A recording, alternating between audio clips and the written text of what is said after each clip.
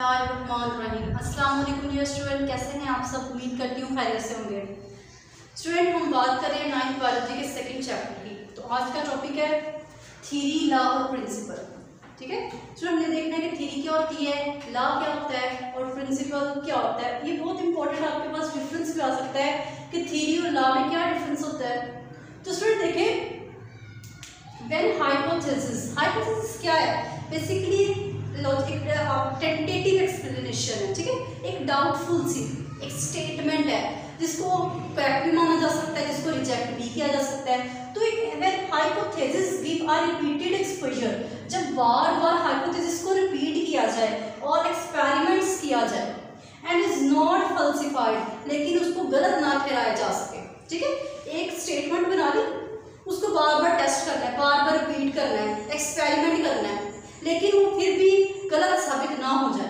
ठीक है, देखें सच वेल स्पॉटेड हाइपोथेसिस, इस तरह का हाइपोथेसिस जिसको स्पॉट किया जा रहा है, and use formulating further hypothesis, एक ही हाइपोथेसिस से फर्दर मजीद नए हाइपोथेसिस बनाए जा रहे हैं, and are again proved by experimental result, लेकिन फिर भी बार बार एक्सपेरिमेंट करने से, रिजल्ट करने से उसको गलत नहीं माना जा रहा, उसको झुटलाया नहीं जा रहा। तो देखें इसको हम क्या देखें, the hypothesis that stand the test of time, एक ऐसा हाइपोथेसिस जो टेस्ट करने के बाद भी, ठीक है, वक्त के इम्तिहान में कायम रहे।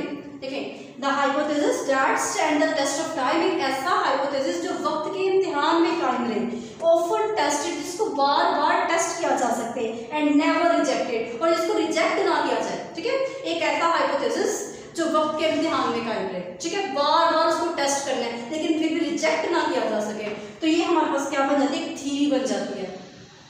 ठीक है स्टूडेंट, तो ये बड़ा इंपॉर्टेंट क्वेश्चन है कि हाइपोथेसिस जो कभी भी गलत ना किया जाए, बार बार उसको टेस्ट किया जाए लेकिन उसको गलत ना किया जाए, वो थ्योरी बन जाएगा। आप देखिए theory spotted by great deal of evidences, बार बार उसको थ्योरी को सपोर्ट किया जाता है, एविडेंसेस प्रूफ वगैरह के साथ उसको एक्सप्लेन करने की कोशिश की जाती है। तो देखिए अब अगर एक ऐसी, अब इसके एक उसने एग्जांपल दिए प्रोडक्टिव थ्योरी। अब आपकी जो 9th की बुक है उसमें एक थ्योरी के बारे में बयान किया कि प्रोडक्टिव थ्योरी कौन सी होती है, it keeps on suggesting new hypothesis. ये क्या करती है, सजेस्ट करती है कि जो ऑलरेडी हाइपोथेसिस है ना उससे नई हाइपोथेसिस सजेस्ट की, नई हाइपोथेसिस बना दी जाए। It keeps on suggesting new hypothesis, bar bar new hypothesis बनाई जाए, एंड टेस्टिंग गोज ऑन, वो जो हाइपोथेसिस बना रहे हैं उसमें मजीद टेस्ट किए जाए। ठीक है, एक स्टेटमेंट बना ली, उससे नई स्टेटमेंट, और बार बार उसको टेस्ट किया जाए। ठीक है, उससे हम क्या कहते हैं, ऐसी देखिए many biologist take as a challenge. अब क्या करते हैं, अब एक देखिए एक हाइपोथेसिस बन गया, दूसरे बायोलॉजिस्ट ने क्या करना है, उसी हाइपोथेसिस को लेना है, तो उन्होंने हर कोशिश करनी है कि इसको रद्द कर दिया जाए। ठीक है, एक तरह की वो बार बार कोशिश करेंगे, अगर इसने ये बात कही है तो कहीं क्यों है। तो एक साइंटिस्ट ने अपनी बात कह दी है, अब दूसरे ने क्या करना है, बार बार कोशिश करना है कि इसको गलत साबित किया जाए। तो देखिए many biologist take as a challenge, वो उसे चैलेंज करते हैं कि तुम्हारी बात सही नहीं है। फिर वो क्या करते हैं, उस पर ग्रेट एफर्ट्स करते हैं, बार बार कोशिश करते हैं कि क्या उसकी जो उसने बयान दिया है वो ठीक है या नहीं है। वो बार बार कोशिश करेंगे, बार बार टेस्ट करेंगे, तो नई से नई चीज आजाद करेंगे टू डिसप्रूव द थ्योरी, ताकि उस थ्योरी को गलत साबित किया जाए। ठीक है, एक तो बंदे ने पहले थ्योरी दे दी है जी, एक स्टेटमेंट दे दी है, अब दूसरों से नहीं हो रहा, बर्दाश्त नहीं कि क्यों उसने क्यों दी है। दूसरे क्या करेंगे, उन्होंने कहा हमने हर कोशिश करनी इसकी थ्योरी को गलत साबित करना है, वो बार बार एक्सपेरिमेंट्स करेंगे, नई हाइपोथेसिस देंगे, लेकिन उसके बावजूद भी टू डिसप्रूव द थ्योरी, लेकिन उसको क्या कर सके, वो साबित गलत ना साबित कर सके, तो फिर ऐसी थ्योरी आपके पास लॉ बन जाती है।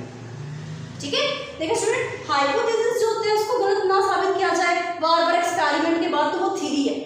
अगर थ्योरी है उसको बार बार एक्सपेरिमेंट किया जाए, उसको डिसप्रूव ना किया, गलत साबित ना किया जाए, तो वो आपके पास लॉ बन जाता है। ठीक है, लॉ और प्रिंसिपल आपने पढ़ा था कि बायोलॉजी में हम क्या करते हैं, साइंस में किसको स्टडी करते हैं, प्रिंसिपल्स ऑफ द नेचर, यानी कुदरत के असूलों को पढ़ते हैं। एक प्रिंसिपल होता है PAL वाला, ऐसा प्रिंसिपल जो किसी भी इंस्टीट्यूट का जो हेड होता है, ठीक है, वो प्रिंसिपल है।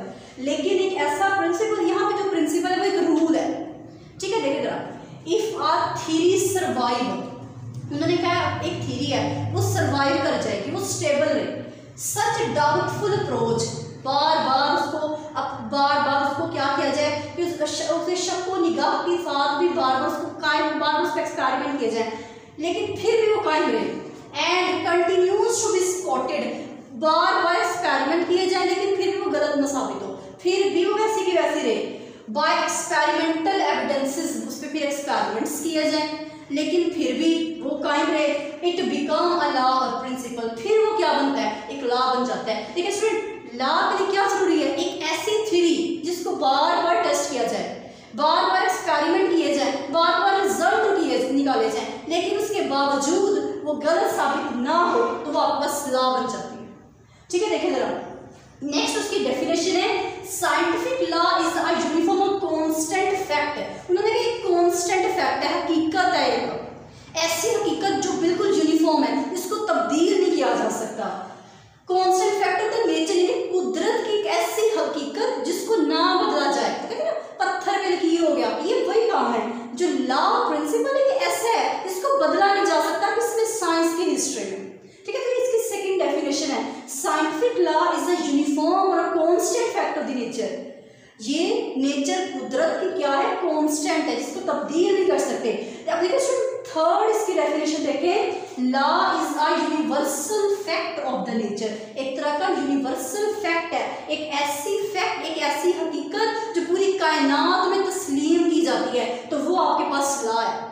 ठीक है, जिसको बार बार साइंटिस्ट झुटला नहीं सकते। अब उन्होंने कह दिया कि ये एक लॉ बन गया है ना, तो इसको कोई झुटलाने के इम्कान ही नहीं है, कोई चांसेस ही नहीं कि गलत कर से। तो इसने कहा कि हमारे पास यूनिवर्सल फैक्ट है, एक पूरी कायनात की हकीकत है।